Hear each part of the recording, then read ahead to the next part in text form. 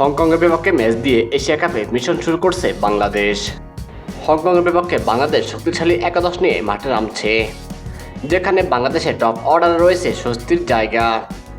দুই ওপেনার তানজিদ হাসান তামিম ও পারভেজ হোসেন ইমনের সঙ্গে থাকছেন অধিনায়ক লিটন কুমার দাস।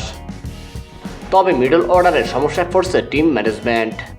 তাওহিদর ও ধারাবাহিকতায় দুশ্চিন্তায় পড়েছে টিম ম্যানেজমেন্ট। তবুও প্রথম ম্যাচে তার উপরই ভরসা রাখবে লিটন দাসের দল।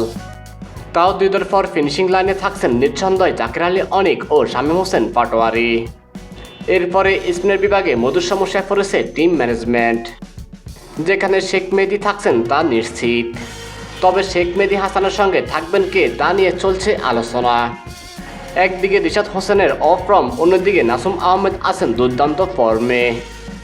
তবুও রিশাদ হোসেনকে বাদ দিয়ে নাসুম আহমেদকে নামানোর সম্ভাবনা খুবই কম।